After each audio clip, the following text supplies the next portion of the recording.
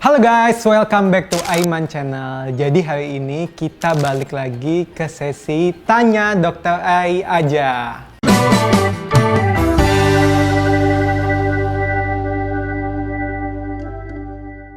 Nah, aku akan membahas salah satu masalah yang dialami setiap manusia. Ini mungkin yang kalau mengalami ini kadang menjadi stres, pikiran, terus jadi nggak mood, yaitu jerawatan. Aku ingin bahas hal-hal kecil yang dapat menyebab terjadinya jerawat. Nah, aku udah kumpulin beberapa pertanyaan yang kalian tanyakan sebelumnya dan aku akan jawab satu persatu. Pertanyaan pertama, apakah ada perbedaan antara jerawat laki-laki dan perempuan? Jadi, secara umum perbedaannya adalah dua hal. Yang pertama adalah hormonal, yang kedua adalah jenis kulitnya. Yang pertama, hormonal. Jadi yang kita tahu kalau perempuan itu hormonnya suka nggak stabil. Makanya kadang ya suka agak sensitif kayak gitu ya karena dipengaruhi oleh hormonal. Hormon yang mempengaruhi adalah hormon androgen atau testosteron. Nah, sebetulnya testosteron ini banyak ada di laki-laki. Tetapi di laki-laki hormon ini relatif lebih stabil. Tapi pada perempuan terjadi fluktuatif yang dipengaruhi oleh menstruasi atau penyakit-penyakit lain, contohnya PCOS. Makanya kadang misalkan perempuan lagi menstruasi, tiba-tiba muncul jerawat. Itu disebabkan adalah hormon testosteronnya meningkat, sehingga tubuh banyak mengeluarkan minyak yang akhirnya bisa menjadikan jerawat. Yang kedua adalah jenis kulit. Faktanya, kulit laki-laki itu lebih tebal 25% dibandingkan kulit perempuan. Hal ini disebabkan oleh hormon tadi, hormon testosteron yang lebih banyak pada laki-laki, makanya lebih tebal. Nah, apa sih efeknya kalau kulit lebih tebal? Nah, misalkan laki-laki terjadi jerawat, kemudian jerawatnya rusak, jaringan parutnya atau bopengnya lebih tebal dibandingkan perempuan. Nah, makanya kenapa suka lihat lebih banyak yang bopengan ini laki-laki dibandingkan perempuan, karena kulit laki-laki lebih tebal. Pertanyaan kedua, bagaimana solusi nih bagi perempuan yang suka muncul jerawat saat menstruasi? Nah, ini banyak juga ditanyakan ke dokter-dokter, termasuk aku juga nih. Nah, biasanya jerawat hormonal yang terjadi saat menstruasi ini nggak banyak, biasanya paling cuma 1-2. Tapi perempuan kan ya pengen terlihat sempurna, laki-laki juga sih. Jadi wajahnya tuh pengen terlihat bersih. Padahal sebetulnya misalkan kita menjaga wajah dengan baik, jerawat itu juga akan hilang dengan sendirinya gitu. Jadi sebetulnya jangan terlalu dipikirkan karena saat menstruasinya udah mulai berakhir, biasanya jerawatnya juga akan menghilang. Ketiga, benar nggak sih ada makanan atau cemilan yang dapat mempengaruhi timbulnya jerawat? Jadi yang aku tahu, aku kemarin sempat konsultasi juga ke dokter kulit, katanya makanan yang indeks glikemiknya tinggi itu dapat menimbulkan jerawat. Nah, contoh makanan yang indeks glikemiknya tinggi itu apa sih? Contoh, nasi putih atau permen, coklat. Jadi makanan-makanan yang cepat memecah karbohidrat menjadi glukosa. Nah, karena terlalu banyak yang dipecah menjadi glukosa, maka hormon insulinnya makin bekerja yang akan mempengaruhi timbulnya jerawat. Jadi disarankan kalian sekalian diet, sekalian juga nih kurangi gula-gulaan karena dapat membantu menurunkan resiko terjadinya jerawat. Pertanyaan keempat, kebiasaan apa saja yang terkadang kita tidak sadari yang dapat menimbulkan jerawat? Yang pertama, bisa karena sering pegang-pegang wajah, kita nggak bisa pantau nih apakah tangan kita bersih atau enggak. Terus kemudian kita memegang-megang wajah dan akhirnya menimbulkan jerawat. Selain itu, contohnya saat kita nelpon, apakah kita bisa pastikan layar handphone kita ini bersih? Kita tempelkan ke kulit wajah kita, bisa juga resiko terjadinya jerawat.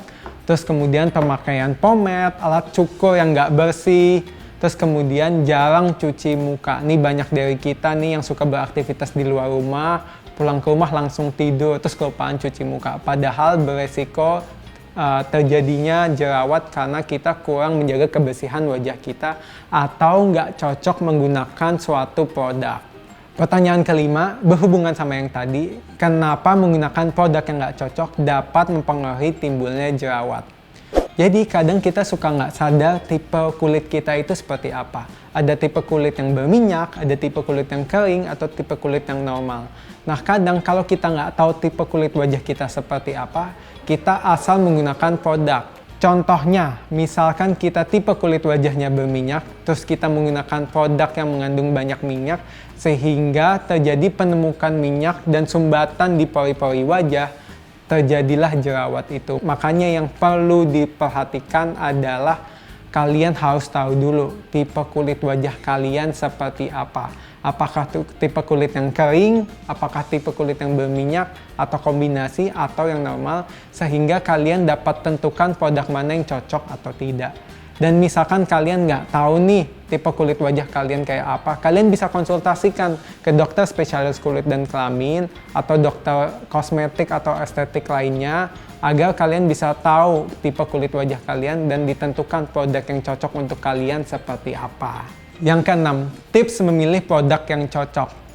Jadi sebenarnya berhubungan juga sama tipe kulit wajah kalian. Kalian tahu dulu tipe kulit wajah kalian seperti apa. Kemudian kalian cari tahu dulu apakah tipe kulit wajah seperti ini cocok dengan produk seperti ini. Dan kalau bisa baca-baca review juga, karena kita suka asal beli produk. Kata temen ini bagus karena dipakai teman kalian bagus, padahal teman kalian tipe kulitnya kering, kalian tipe kulitnya berminyak, pada teman kalian mungkin cocok, tapi pada kalian malah menyebabkan jerawat. Jadi jangan asal kata teman atau kata orang, kalian cari tahu produknya. Kalian anak milenial, tahulah cari di internet atau Google produk ini tuh cocoknya untuk tipe kulit seperti apa. Atau kalian bingung, kalian bisa langsung tanya aja ke ahlinya. Yang ketujuh, tips buat kalian yang udah terlanjur jerawatan, bagaimana caranya supaya nggak bertambah parah. Nah, yang pertama, misalkan kalian memakai produk obat bebas yang bisa kalian beli di apotek, kalian pakai dulu. Misalkan nggak ada perubahan nih, kalian bisa konsultasikan dokter spesialis kulit dan kelamin. Tapi permasalahannya, orang Indonesia ini suka shopping dokter. Maksudnya gimana sih? Jadi misalkan kalian datang ke dokter kulit, baru sebulan, nggak cocok, nggak berubah, kalian pindah lagi ke dokter yang lainnya, padahal pengobatan jerawat itu memakan waktu. Jadi kalian suka nggak sabaran, pengen yang instan-instan aja, kalian pakai produk A, terus berubah ke produk B, bukannya malah membaik, malah bisa tambah parah. Jadi saran aku, misalkan kalian berobat ke dokter, sabar-sabar dulu, ikuti aturan dokter tersebut, apa yang harus diperhatikan, karena jerawat itu butuh waktu untuk proses penyembuhannya. Contohnya aku aja, dulu aku pernah tahun 2017 aku jerawatan, itu perlu 1,5 tahun sampai jerawat aku hilang. Jadi memang butuh waktu yang sangat lama untuk mengobati jerawat dan bekas jerawat. Jadi sabar-sabar dulu, insya Allah kalian misalkan mengikuti aturan dokter, pasti jerawat kalian akan sembuh kok. Nah, selanjutnya, reaksi apa sih yang mungkin timbul misalkan kita pakai produk yang nggak cocok nih? Pertama, kita bisa jadi malah tambah jerawatan ya. Contohnya misalkan kulitnya berminyak, memakai produk yang oil base. Jadi kulit kalian udah berminyak, kalian tambah minyak lagi, jadi pori-pori di muka kalian tersumbat, terus akhirnya timbul jerawat. Atau bisa juga kalian alergi obat tersebut atau kandungan pada obat tersebut. Ya contohnya kulit kalian menjadi kemerahan, jadi perih, itu kalau bisa langsung stop ganti obat tersebut, berarti ada bahan yang nggak cocok di obat tersebut atau produk tersebut. Terus selanjutnya, reaksi alergi yang parah. Contohnya misalkan kalian menggunakan suatu produk di wajah kalian atau dimanapun, timbul bentol-bentol atau bintik-bintik yang sebelumnya nggak ada, kalian langsung stop obat tersebut, dan misalkan nggak ada penyembuhan, kalian langsung ke dokter. Karena reaksi alergi ini bermacam-macam. Nah, mungkin ringannya cuman muncul bentol-bentol aja, tapi beratnya bisa sampai sesak nafas, asma, misalkan kalian asma karena terhirup suatu bahan kimia, itu juga bisa termasuk reaksi alergi. Tergantung diri kita juga apakah kita ada alergi atau enggak, dan tergantung tipe kulit kita juga gitu. Makanya sangat perlu diperhatikan dan cari tahu dulu tentang produk tersebut. Nah, itu dia, aku udah jawab pertanyaan-pertanyaan yang sering kalian tanyakan mengenai jerawat. Ya insya Allah dapat membantu kalian untuk menangani masalah jerawat atau teman kalian. Sebelumnya jangan lupa di like, comment, subscribe, dan bantu share video ini ya. Thank you, see you in the next video. Bye!